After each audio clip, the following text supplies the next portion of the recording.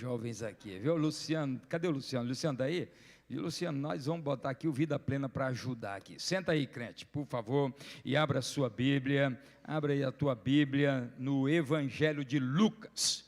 Evangelho de Lucas, capítulo de número 16. Lucas, capítulo de número 16. Lucas, capítulo de número 16. Amados irmãos, enquanto você localiza o texto, ali atrás, à minha esquerda, você vai ver muitas coisas que estão colocadas para venda, e toda a destinação dos recursos será para missões estaduais, a nossa campanha de missões estaduais. E eu coloquei um pouquinho mais à frente ali, todos os livros que eu ainda tenho, eu não tenho mais todos, mas todos os títulos que eu ainda tenho, eu coloquei ali à disposição. E 40%, não vou dar dízimo, não, vou dar 4 vezes o dízimo de tudo que entrar ali, de tudo que eu vender, está indo para missões também estaduais. Então você pode comprar o livro do pastor, presente alguém com o livro do pastor, e 40% vai direto para missões, 4 vezes o dízimo, então você, ao comprar um livro, você também estará contribuindo para missões. Não é a tua oferta, a tua oferta é no mínimo 25 mil reais, e eu tenho certeza que você vai dar umas 10 vezes mais do que isso daí. Amém, crente? Amém, amém. Eu sei, meu filho, quando mexe com o bolso não é mole não, mas você vai dar um amém mais forte no final dessa mensagem aqui. Ou então cala de vez. Lucas capítulo 16, a partir do verso 19. O texto sagrado diz assim: Ora, havia certo homem rico, que se vestia de púrpura e de linho finíssimo, e que todos os dias, note bem, todos os dias se regalava esplendidamente. Havia também certo mendigo, chamado Lázaro, coberto de chagas, que jazia à porta daquele, e desejava alimentar-se das migalhas que caíam da mesa do rico. E até os cães vinham lamber-lhe as úlceras. Aconteceu, morreu o mendigo, e se levado pelos anjos para o seio de Abraão. Morreu também o rico, e foi sepultado. No inferno, em outra tradução pode estar aí, no Hades, no inferno, estando em tormentos, levantou os olhos e viu ao longe a Abraão e Lázaro no seu seio. Então, clamando, disse: Pai Abraão, tem misericórdia de mim, e manda a Lázaro que molhe, note bem, que molhe na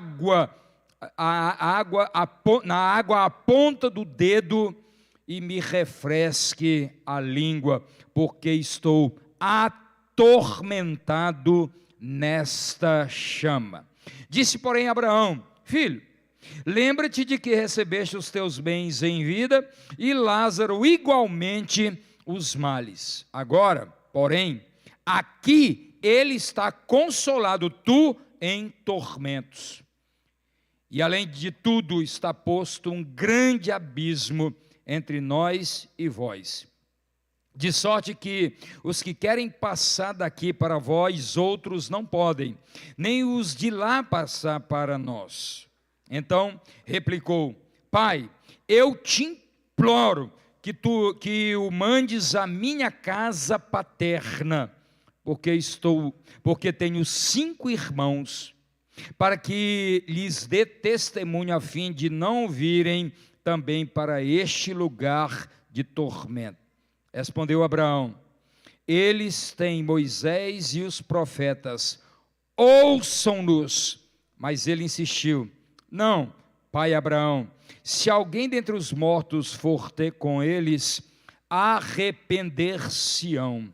Abraão, porém, lhe respondeu: Se não ouvem a Moisés e aos profetas, tampouco se deixarão persuadir, ainda que ressuscite alguém dentre os mortos. Eu quero tratar com você nesta noite sobre o título e o tema: Revelações do Inferno. Revelações do Inferno. O Instituto Datafolha, que já foi creditício, hoje nem tanto, mas ainda é uma fonte de consulta, trouxe uma pesquisa aterradora. Nessa pesquisa é dito que 9% dos cristãos têm dúvidas com relação à existência de inferno e demônios. 15% não creem em diabo, não creem em demônios. Entre os espíritas, estes números se elevam ao dobro.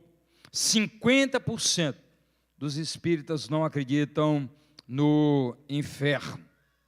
E em 2008, porque os dados são de 2007, o percentual daquelas pessoas que não acreditam no inferno e nem demônios já estava chegando à casa dos 30%, só entre os chamados cristãos.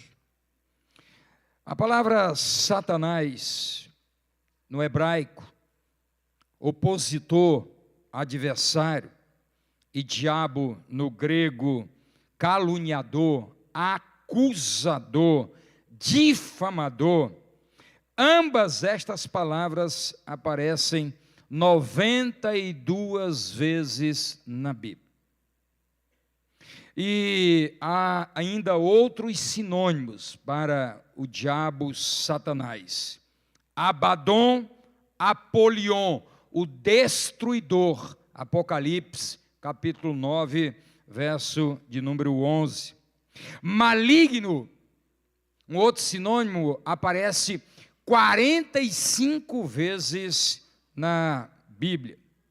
A palavra demônio aparece 19 vezes no Novo Testamento. Demônios, no plural, 50 vezes. E a palavra endemoniado, 19 vezes no Novo Testamento. Na Bíblia, inferno é traduzido por 4 palavras. Uma, só no hebraico, não aparece em outra parte, é Sheol, Seol. Esta palavra traduzida por inferno no Antigo Testamento, ela aparece, né, você pode acreditar, simplesmente 65 vezes.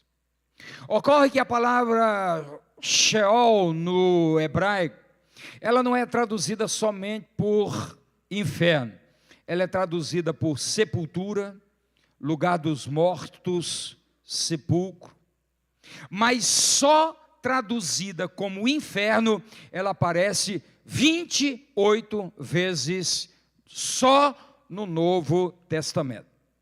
Mas no Novo Testamento, o inferno será traduzido por 3 palavras no grego. A primeira delas, Hades, que na mitologia grega era o mundo das trevas, o mundo dos mortos, o mundo da escuridão, e é traduzido por inferno.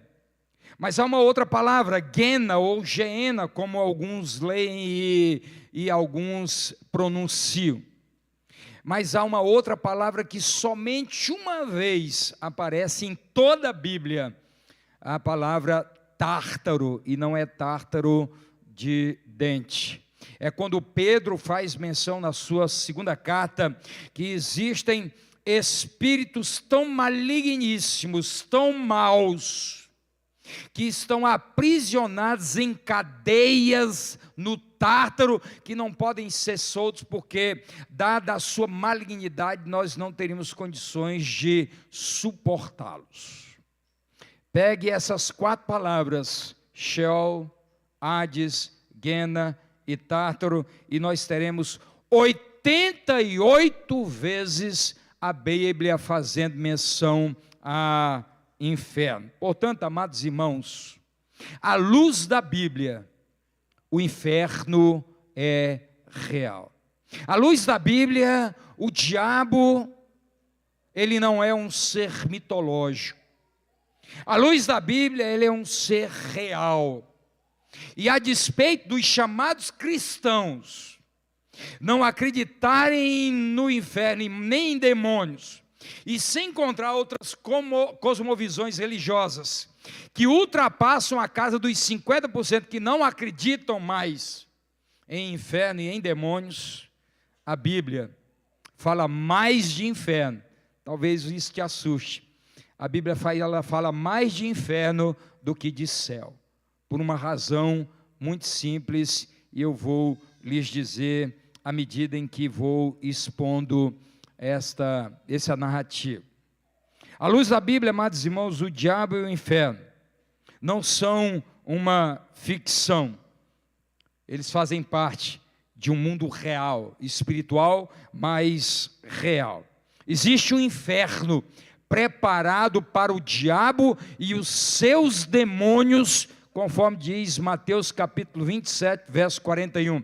Mas um inferno preparado não só para o diabo e os seus demônios, mas para onde serão lançados todos aqueles que não enxergarem, que não acreditarem em Cristo como o único suficiente Salvador, que não aceitarem o sacrifício eficaz de Jesus na cruz do Calvário. Mas pastor, por que você disse que o inferno é revelador? Por que o título da mensagem é que o inferno é revelador? Porque o inferno, à luz desse texto, traz revelações que você não pode morrer sem ter convicção delas. A primeira delas, amados irmãos, é que o homem não deixa de existir quando ele morre. É verdade que nós temos algumas denominações, alguns nichos religiosos que creem na doutrina do aniquilacionismo, ou seja, a doutrina em que crê que a pessoa morreu, acabou, não existe mais nada. Ocorre que nesse texto que nós acabamos de ler, quando o rico, que o seu nome não é mencionado, ele morre, todos os seus sentidos continuam aguçados. Se aprendeu lá atrás que nós temos 5 sentidos. Todos os sentidos deste homem, que o texto diz, no inferno, todos os seus sentidos estão aguçados. Ele vê, ele ouve, ele sente, ele lembra. Todos os sentidos permanecerão ativos no inferno. Portanto, a doutrina da aniquilação, ela é absolutamente contrária à Bíblia. O inferno é revelador porque este homem vê, sente, lembra, ouve. Tudo está ativo, como diz no verso 23 e 24. Epicuro, filósofo que viveu séculos antes de Jesus, dizia que nós não existiremos depois da morte. Mas Epicuro não está sozinho. Só entre os cristãos, não importa se é do IBGE, porque tem cristão do IBGE, mas 25%, juntando os 15%, 24% a 25%, juntando os 15% e os 9% que não creem mais, que não creem no inferno, que não creem em demônios, não é isso que a Bíblia faz menção. Mas pelo menos 25% dos chamados cristãos, eles se juntam a Epicuro, porque imaginam que depois da morte nada mais existe. Thomas Hobbes disse: nos braços de uma amante, antes de morrer nos braços de sua amante, ele pronunciou estas palavras: estou prestes a dar um salto no escuro. Isso é o que resta para alguns. Imaginar que depois da morte é apenas tão somente um salto no escuro. A luz da Bíblia não é um salto no escuro. O inferno é mais do que um lugar.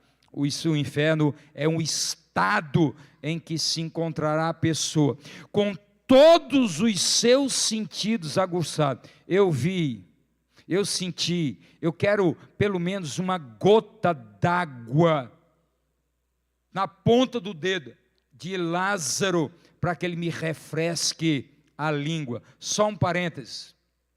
Lá em João capítulo 7, a partir do versículo 37, Jesus diz: aquele que crê em mim, como dizem as Escrituras, rios de água viva, uma cachoeira de água virá sobre quem crê em mim, como dizem as Escrituras. E Jesus falava isso acerca da descida do Espírito Santo de Deus. Mas ele mesmo, Jesus, disse: eu sou a água da vida. No inferno, uma gota será cachoeira. Enquanto alguns rejeitam os rios de água viva, enquanto alguns rejeitam a água da vida em vida, no inferno, uma gota, isso é apenas simbólico, porque a agonia não pode ser decifrada com palavras humanas, mas apenas para nós termos uma ideia das dores, do tormento. Aliás, esse texto, ele tem paralelos, e outra ocasião eu vou trabalhar esse texto só em contrastes e semelhanças. Mas ele está esboçado em duas palavras: tormento e consolo. Tormento e consolo. Tormento e consolo. Há um estribilho nesse texto. O rico no inferno, tormento, tormento, tormento, tormento. Lázaro no seio de Abraão, um símbolo da fé, porque Abraão é o pai da fé. E agora está Lázaro consolado, consolado, consolado, consolado. O inferno é revelador, porque revela que depois da morte há sim uma vida a esperar aqueles que morreram sem Cristo, e será um lugar de tormento, de dores, de angústias, onde todos os sentimentos estarão aguçados. E eu só quero que você faça um exercício. Imagine alguém pelos séculos dos séculos, atormentado a cada segundo, lembrando de cada oportunidade que tivera na vida, e essas lembranças serão os seus próprios martírios. Aquele culto em que eu estive, quando eu fui batizado, quando eu professei Jesus como meu único e suficiente Salvador, mas aquilo foi da boca para fora, não foi real, e agora no Hades, e agora no inferno, estas lembranças serão a própria agonia da consciência pelos séculos dos séculos. O inferno é revelador, porque revela que a doutrina da aniquilação, ela é uma farsa, ela é uma invencionice para tentar atenuar a consciência dos que estão perdidos e não acreditam no inferno. Mas também o inferno, ele é revelador, porque revela que a vida é mais do que comer, beber e roupas de grife. Esse rico, quando em vida aqui, diz o texto sagrado que ele se regalava esplendidamente e se vestia de linho finíssimo. O que tinha de melhor? Ele também se junta à filosofia de Epicuro: comamos e bebamos porque amanhã morreremos. Alguns pensam que a vida consiste tão somente em comer, beber e vestir roupas de grife, mas a Bíblia diz, lá em Romanos capítulo 14, verso 17, porque diz assim: porque o reino de Deus não é comida nem bebida, mas justiça e paz e alegria no Espírito Santo de Deus. A vida não é só comer, beber e esbanjar roupas de grife como aquele rico. Alguns que não acreditam mais na doutrina do inferno estão vivendo a vida como se a vida se resumisse a aqui e agora. Mas a vida é muito mais do que comer e beber. Ainda, amados irmãos, o que Paulo diz aos Gálatas, no capítulo 5, verso de número 21, bebedices, glutonarias e coisas semelhantes a essas, a respeito das quais eu vos declaro, como já outrora vos preveni, que não herdarão o reino de Deus os que tais coisas praticam. Mas alguns estão cuspindo na graça e nesta palavra, porque imaginam que a vida consiste em comer, beber e desfilar com as suas roupas suntuosas e caras. No Salmo 62, verso 10, o salmista vai também trazer à tona esta verdade. A bebida está relacionada às 3 principais causas de morte dos jovens entre 17 e 35 anos. A violência, os acidentes e o suicídio. A bebida está atrelada às 3 maiores causas de morte entre os jovens de 17 a 35 anos. E o diabo brinca e aplaude quando alguns pensam que a vida consiste tão somente em comer, beber e vestir-se com roupas de grife.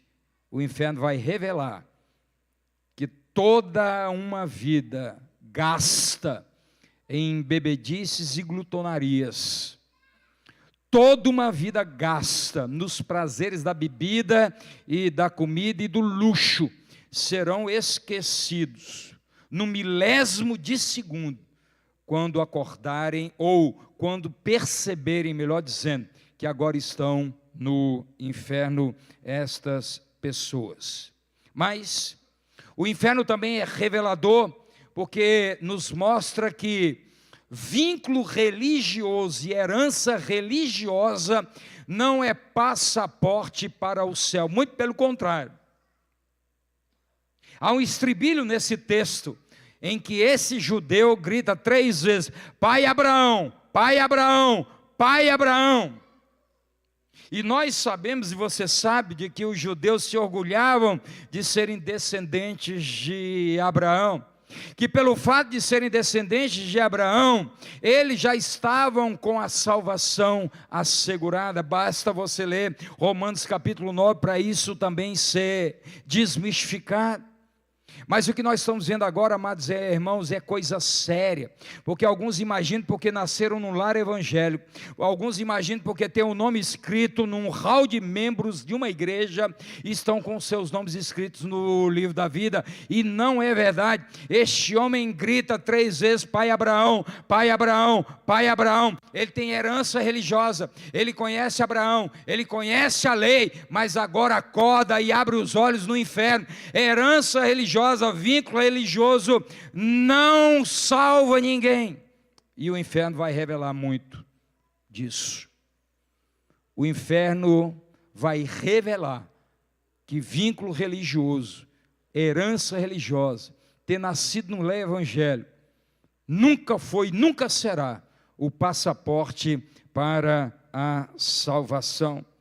Você vai ver, por exemplo, lá em Mateus capítulo 23, verso 15, esses que se orgulhavam de serem filhos de Abraão, olha o que Jesus vai dizer para eles: ai de vós, escribas e fariseus hipócritas, porque rodeais o mar e a terra para fazer um prosélito, ou seja, um discípulo, e uma vez feito, o tornais filho do inferno 2 vezes mais do que vocês. Ai de vocês que têm herança religiosa, mas não têm uma vida com Jesus. Ai de vocês que têm herança religiosa, que têm vínculo religioso, que andam atrás de pessoas para serem como vocês, fazerem prosélitos, discípulos, mas quando vocês conseguem convertê-los, eles só se tornarão 2 vezes mais filhos do inferno. Quem disse isso não foi Manuel Neto. Quem disse isso foi Jesus de Nazaré. O inferno vai revelar que vínculo religioso, Teu nomezinho escrito numa ata de igreja, ter nascido num lar evangélico, ser filho de crente, ser filho de pastor, ser filho de ministro, nunca foi, nunca será uma evidência clara de que não iremos para o inferno. O inferno vai revelar isso. Mas o inferno também vai revelar, amados irmãos, que pessoas que foram ridicularizadas pela fé em vida serão lembradas no inferno. Diz o texto sagrado que Lázaro jazia à porta do rico. Essa palavra no grego, ela tem o sentido de ser carregado. Lázaro estava numa situação tão calamitosa, tão debilitante, que ele não conseguia sequer andar com as suas próprias pernas, não por menos que os únicos seres vivos que se aproximavam de Lázaro eram cachorros considerados imundos pelos judeus, para lamber-lhes as úlceras, as feridas, o pus das suas feridas, e provavelmente talvez alguns bichos, algumas larvas. Diz o texto que este homem foi levado, jazia à porta do rico, absolutamente ignorado, absolutamente esquecido pelo rico, mas lembrado no inferno. Vale a pena, amados irmãos, ter uma vida aos pés do Senhor Jesus, ainda que nós não sejamos vistos, notados e até ridicularizados. Eu não tenho tempo para explorar tudo que o texto apresenta, mas sabe o que significa Lázaro?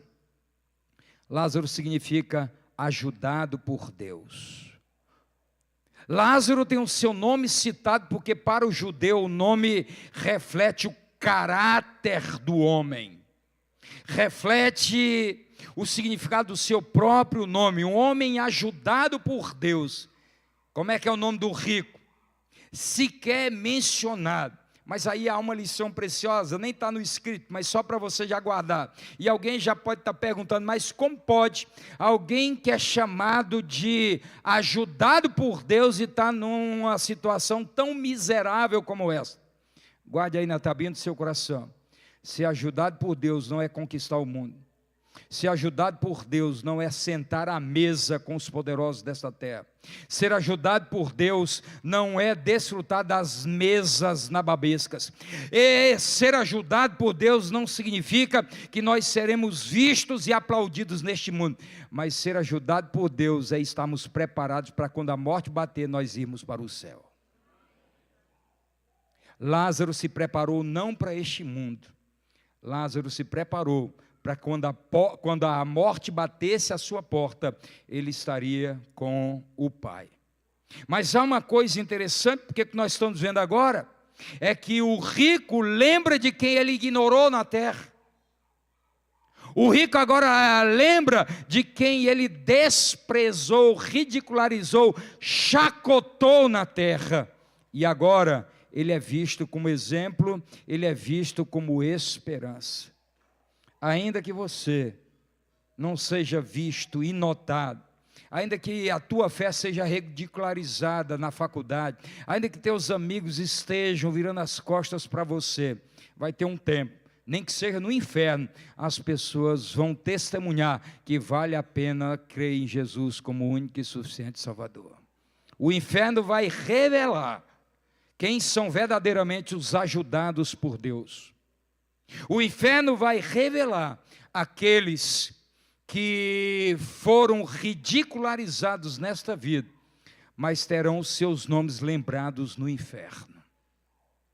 O inferno é revelador, porque agora, diz o texto sagrado, que este homem agora está lembrando de Lázaro para amenizar a sua dor. Está sendo lembrado por este homem no inferno para ser um agente da graça para salvar os seus irmãos. Manda Lázaro ir à casa dos meus irmãos, porque eu não quero que eles venham para este lugar de tormento. Em vida, Lázaro foi ignorado. Em vida, Lázaro foi ridicularizado. Em vida, Lázaro nunca foi lembrado pelo rico, mas no inferno, A única pessoa que o rico tem certeza que está no céu é aquele que ele desprezou na terra. O inferno é revelador. Continue testemunhando, pois ainda que no inferno, o seu testemunho um dia vai ecoar em nome de Jesus. Mas também, o inferno ele é revelador, porque as dúvidas quanto ao inferno desaparecerão. O texto sagrado diz no verso de número 23, no inferno. Onde é que ele está agora? No inferno. Agora não precisa mais de filosofar acerca do inferno. Agora não precisa mais de buscar evidências se o inferno existe ou não existe. Ele está lá. Simplesmente ele está lá. Está lá, no Hades, no inferno. Ele está lá. O inferno será, amados irmãos, revelador, porque todas as dúvidas serão dissipadas. Se você observar o verso 23, 24, 25, 28, quatro vezes aqui a palavra tormento vai ser um estribilho e um coro. Onde é que ele está? No inferno. Como é que ele está? Tormento, tormento, tormento, atormentado.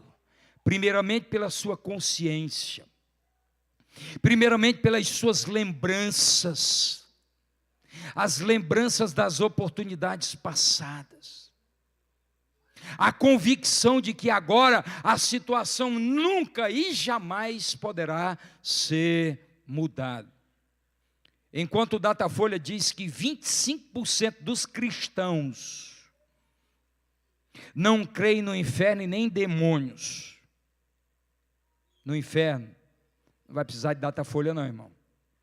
No inferno, todas as dúvidas com relação ao inferno desaparecerão em milésimos de segundo.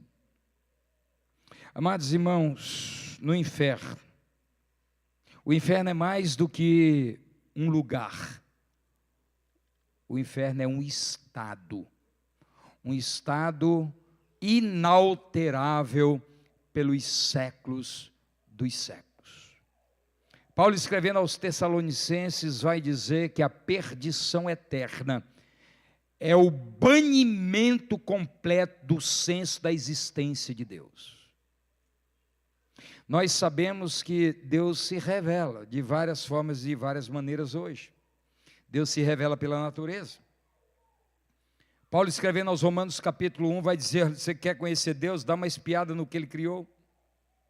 Deus se revela pelos seus atributos, mutáveis e imutáveis. Deus se revela por meio da sua palavra. Mas no inferno, o senso de presença de Deus não existirá. E aqui talvez esteja a mais importante das angústias e das dores de alguém no inferno. É a completa ausência do senso da presença de Deus. Serão banidos para sempre da presença do Senhor. No inferno, não tem mais dúvida.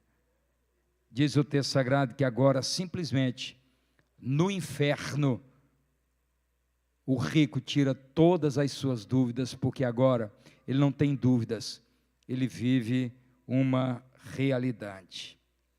Mas se você observar versos 24, 27 e 30, nesses textos, nos versos 24, 27 e 30, o rico no inferno vai orar 3 vezes. 3 vezes o rico vai orar.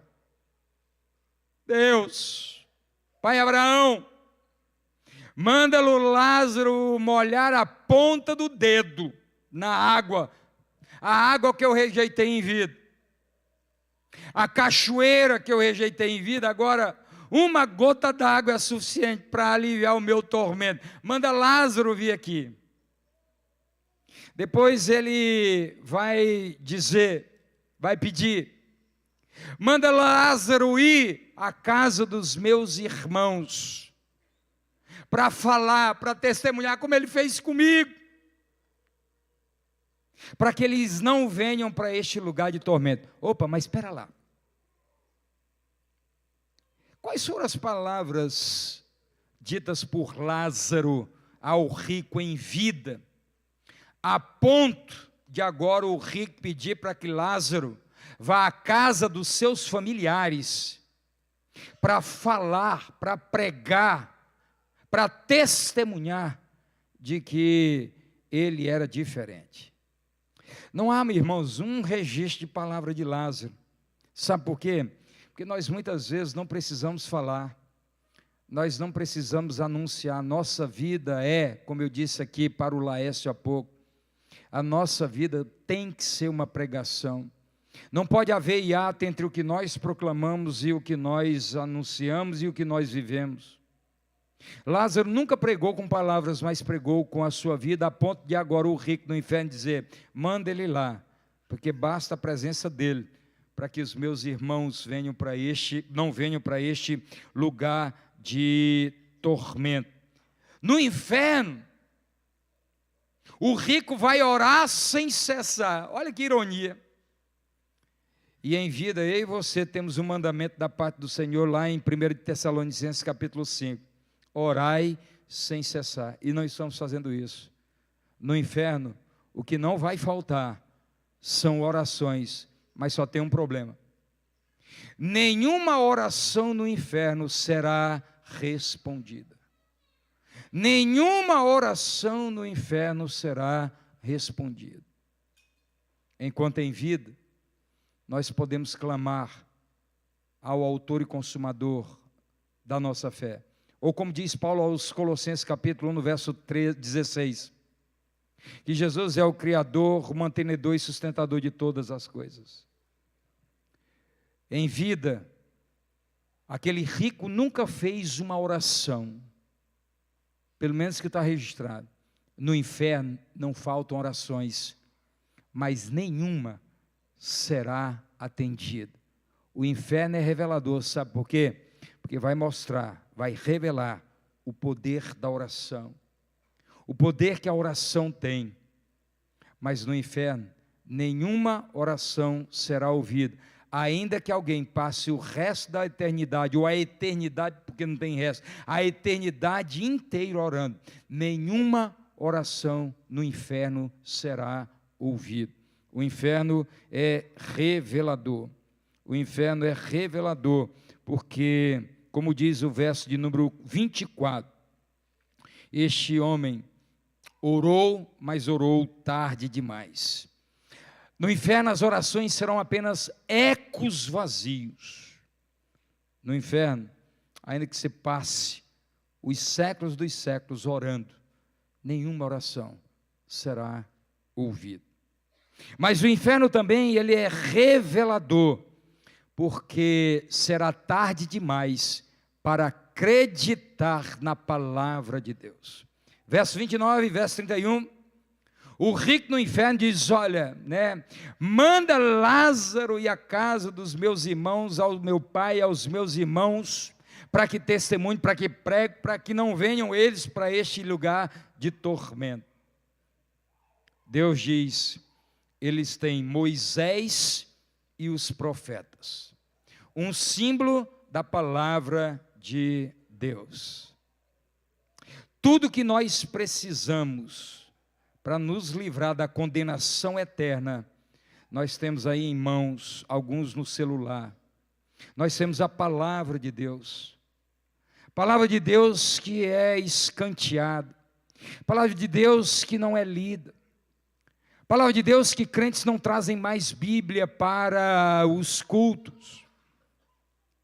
Palavra de Deus em que alguns leem livros de 1000 páginas de Harry Potter, de bruxaria, mas não conseguem mais ler um livro da Bíblia, ainda que seja primeira, segunda de João, Judas ou terceira de João, livros com alguns versículos apenas. No inferno, amados irmãos, a palavra receberá o seu devido valor por a parte daqueles que a ignoraram em vida. No inferno as pessoas vão saber que tudo que precisava estava à disposição, Moisés e os profetas. Eles têm Moisés e os profetas. Deus falando por boca do profeta Oséias, capítulo 4, verso 6, diz: o meu povo está sendo destruído, porque lhe falta conhecimento. Só tem um detalhe, porque a palavra conhecimento no conceito semítico, ou para um judeu, vai mais de questões cognitivas, de aprendizado, de conjugar saberes. Conhecer no Antigo Testamento tem a ver com experimentar, com envolver-se. Por isso que o salmista vai dizer: provai e vede que o Senhor é bom. Quando o Oséias diz: o meu povo está sendo destruído porque lhe falta conhecimento, Oséias está dizendo: meu povo está sendo destruído. O povo de Deus está sendo destruído porque rejeitam a palavra de Deus e não se envolvem com Deus. O próprio Senhor Jesus vai dizer, lá em João capítulo 5, verso de número 39, se vocês creem nas Escrituras, se vocês acreditam nas Escrituras, vão a elas, porque são elas que de mim testificam. Quando Jesus vai caminhando com os discípulos para Emaús, aí em Lucas capítulo 24, ele vai expondo as sagradas escrituras, Moisés, os profetas e Salmos. Depois os discípulos vão entender que tudo que Jesus estava falando, à luz de Moisés, os profetas e Salmos, apontava e revelava o Cristo, o Senhor e Salvador. O meu povo está sendo destruído porque lhe falta conhecimento. Errais não conhecendo as Escrituras, nem o poder de Deus. Mateus 22, verso de número 29. O inferno é revelador, porque neste exato momento, milhares, milhões e bilhões de pessoas, neste exato momento, em uma angústia que não pode ser mensurado por palavras humanas, estão lamentando, às vezes em que ouviram a palavra de Deus, tiveram acesso à palavra de Deus e a ignoraram. Mas o inferno é ainda revelador, porque é tarde demais para acreditar na família. Se você olhar o verso de número 27 e de número 28, o cara está no inferno, mas agora ele lembra do pai e dos irmãos. O inferno, amados irmãos, vai ser algo tão desesperador, porque é estado e lugar. As pessoas terão um conceito exato do que é família. Em vida, esse cara só queria saber de comer, beber e de se trajar com o melhor do linho, com púrpura, com a seda, com o melhor das grifes do mundo. Pai, mãe, irmãos esquecidos. Mas agora no inferno, ele não lembra das suas comidas, dos seus banquetes, das suas glutonarias. Ele não lembra mais agora das suas bebedices, dos seus happy hours com os poderosos da terra. Ele agora coloca a família no seu devido lugar. Eu não quero que o meu pai e os meus irmãos venham para este lugar de tormento. O inferno vai ser, amados irmãos, revelador, porque vai ajustar muitas prioridades. Aqueles que rejeitam pais, aqueles que não estão nem aí para os irmãos, aqueles que estão coisificando pessoas e personificando coisas, terão no inferno a triste oportunidade de colocar as coisas no lugar, mas será tarde demais. O inferno revela o quão importante as nossas famílias, como é importante um pai, como é importante os irmãos. Em vida, prioridade não era família. No inferno, a prioridade passa a ser família. Não deixe e nem imagine a possibilidade de colocar a família no devido lugar no inferno, porque não será mais possível. Só lembranças atormentadoras pelos séculos dos séculos. Mas ainda o inferno é revelador, amados irmãos, porque é tarde, será tarde demais para se arrepender. Olha o que diz o verso de número 30. Manda Lázaro lá, manda ele testemunhar, manda ele pregar, porque com o testemunho de Lázaro, com a pregação de Lázaro, com a vida de Lázaro, eles se arrependerão. Grifa aí na sua Bíblia. No inferno, agora o rico sabe que só há uma possibilidade de sair da condenação eterna, é se arrependendo, é mudando de vida, é dando meia volta, é metanoia, é mudando de mente. Aqui, quando se fala em arrependimento, já há chacota. Não se fala mais em arrependimento, não se faz mais apelos de arrependimentos. No inferno, o rico agora sabe que a única maneira de se livrar das torturas do inferno será por meio do arrependimento. O arrependimento, o texto sagrado diz assim: eles se arrependerão. Lá em Marcos capítulo 1, no verso 15, quando João Batista vem, a sua palavra é: arrependei-vos e crede. Quando Jesus vem, capítulo 1, verso 15, as mesmas palavras: arrependei-vos e credes. Dito de outra maneira, o tempo está cumprido e o reino de Deus está próximo. Arrependei-vos e crede no Evangelho. No inferno, será tarde demais para se arrepender. Por fim, verso de número 30 e 31. No inferno, também será tarde demais para acreditar em Jesus. O verso 30 e 31, o Senhor diz, ele primeiro diz: olha, se não, mande alguém que ressuscitou dentre os mortos, se referindo a Lázaro. Mande Lázaro lá para os meus irmãos, para o meu pai, porque eles vão acreditar. Se alguém se arrepender dentre os mortos, eles vão se arrepender. O Senhor disse: isso já aconteceu. O meu filho já morreu na cruz do Calvário. Meu filho já ressuscitou ao terceiro dia. Meu filho está assentado à minha direita, fazendo o que ele sempre fez, reinando sobre tudo e sobre todos. 1 Timóteo 5, 2, verso 55, o texto sagrado diz assim: porquanto há um só Deus e um só mediador entre Deus e os homens, Cristo Jesus, o homem. Atos 4, 12, não há em nenhum outro, senão por meio de Jesus Cristo, de nós alcançarmos a salvação.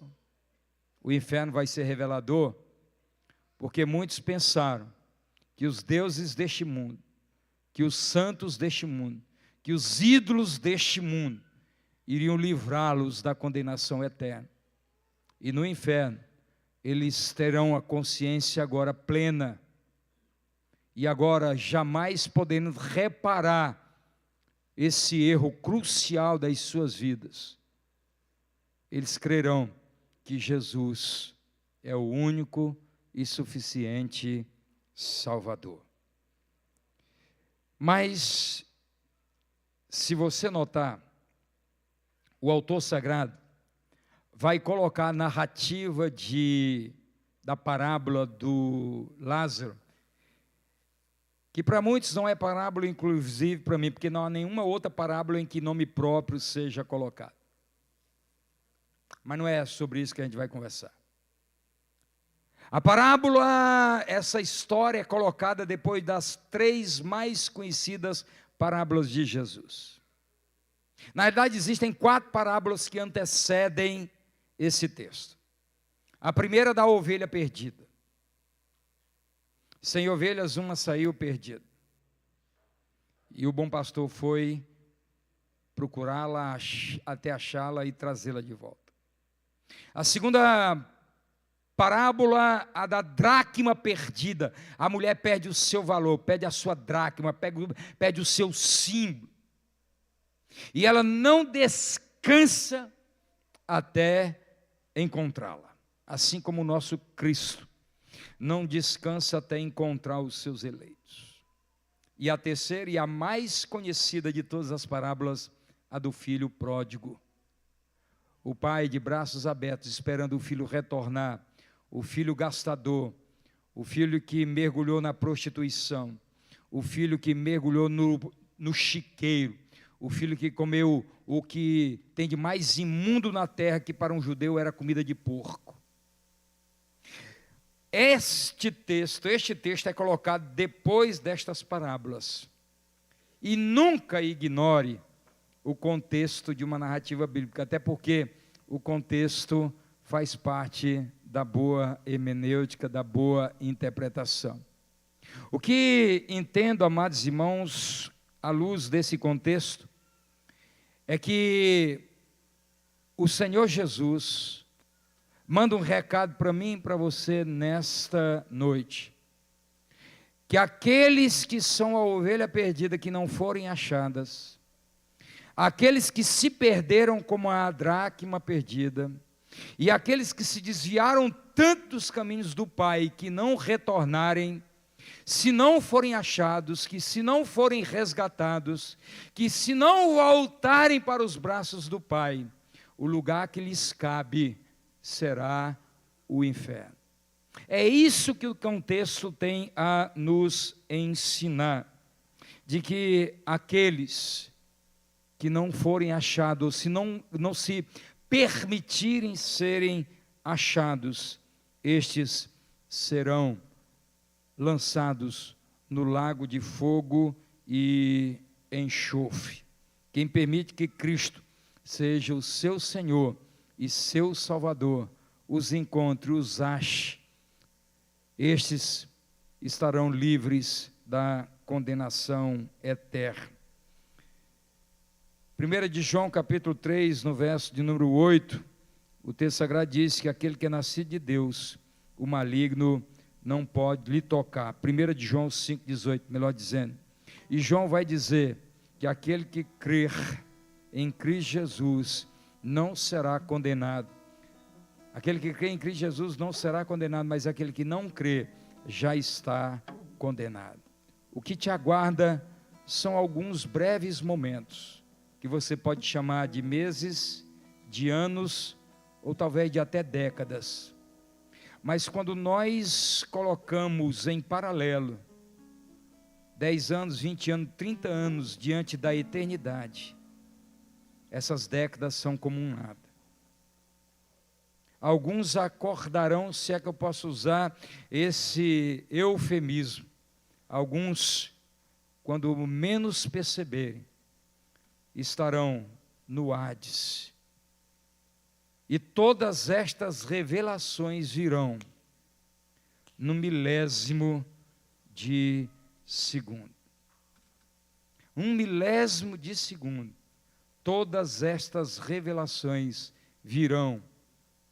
Todas estas revelações apenas servirão de tormento sobre tormento.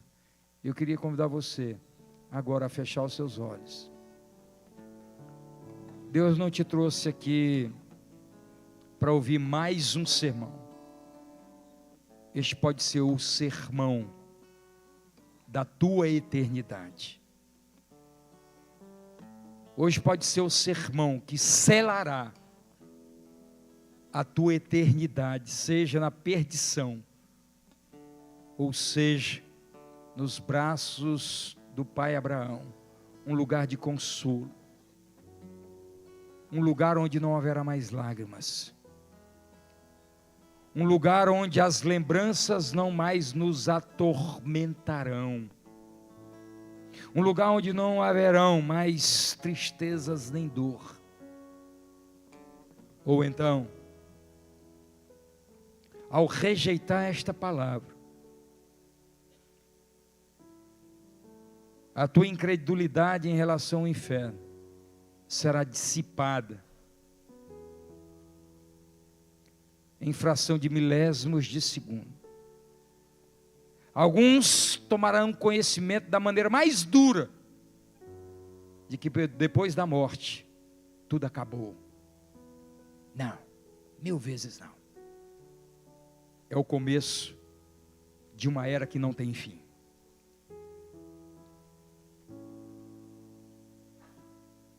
Hoje pode ser o grito mais audível da graça de Deus para você que pensa que tem o nome no hall de membros da igreja, porque nasceu num lar evangélico, que isso é suficiente para te livrar da condenação eterna. O rico, pai Abraão, pai Abraão, pai Abraão. No inferno ele percebeu que o vínculo religioso, a sua herança religiosa, não valeu nada. Em milésimos e milésimos de segundo no inferno, foi suficiente para fazer aquele homem esquecer toda uma vida de bebedices e glutonarias, de luxos.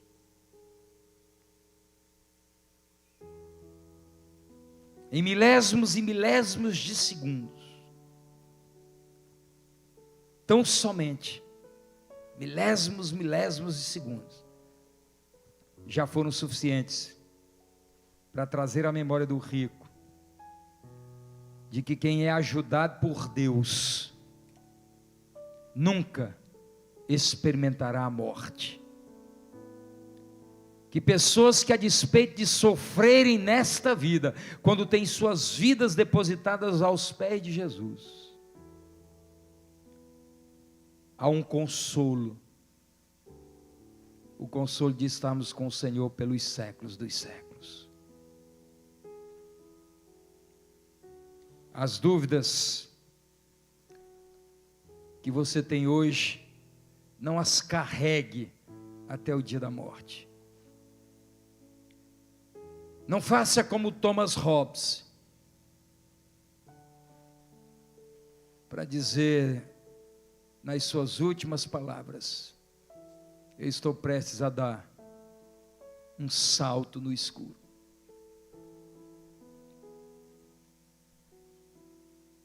Volte-se para Jesus nesta noite. Acredite na palavra de Deus. Creia que Jesus ressuscitou dentre os mortos. Confesse Jesus nesta noite. Arrependa-se dos seus pecados.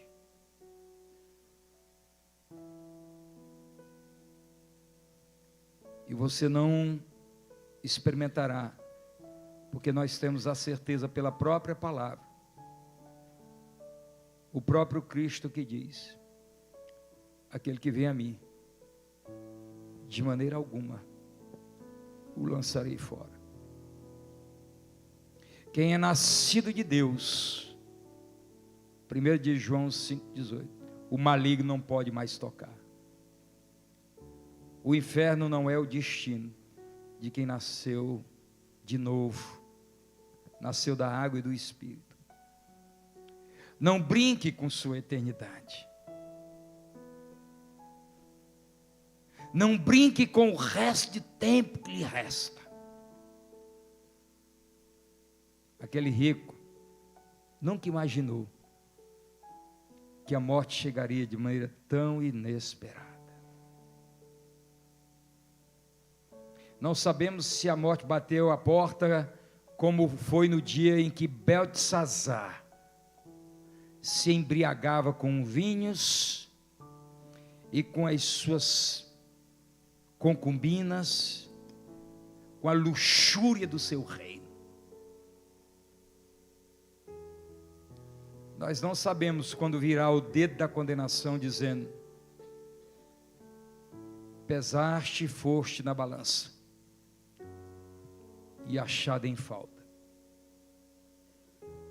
O que resta é a morte e a condenação. Incrivelmente, eu não vou fazer apelo nesta noite.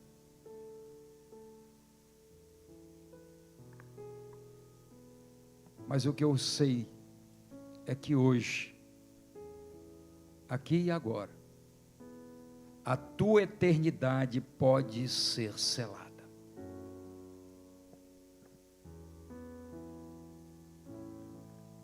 O inferno não é uma invencionice humana.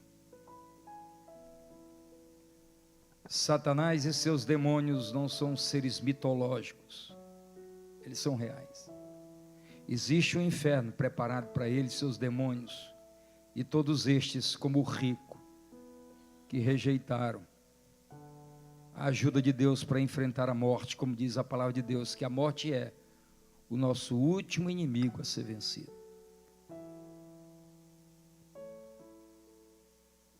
Incrivelmente, estamos vivendo dias em que, quando a temperatura baixa,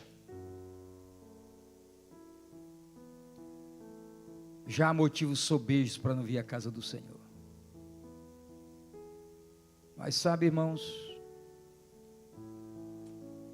a temperatura ambiente talvez seja apenas uma parábola do que é a temperatura espiritual de alguns que estão vivendo uma frieza espiritual, não mornidão, mas uma frieza espiritual, que já não conseguem mais acreditar na palavra, no Cristo, no sacrifício, no inferno, no céu. Feche os olhos. Senhor meu Deus e meu Pai, Tu sabes quem é quem. Tu sabes, ó Deus, como se encontram as nossas vidas. Tu sabes, ó Deus, que alguns estão muito parecidos com aquele rico, mais preocupados em comer, beber, com as suas roupas de inverno, suas botas caras, seus casacos de couro caros. Tu sabes, ó Deus, que é possível que alguns estejam ignorando a Tua palavra a ponto dela não ter mais valia no seu dia a dia e nas suas devoções. É possível, Deus, que alguns estejam confiando tão somente no fato de um dia terem descido as águas ou fazerem parte de uma família de crentes. É possível, Deus, que alguns estejam, ó Deus, incluídos nas estatísticas do Datafolha. Pessoas que não acreditam mais no inferno, que enxergam o diabo e demônios como seres mitológicos. Pessoas que não oram mais, Senhor. Pessoas, ó Deus, que estão colocando a família em quinto, sexto lugar. Pessoas que sabem que precisam se arrepender, mas não se arrependem. E pensam que poderão fazê-lo quando quiserem. Mas nós não sabemos o dia de amanhã.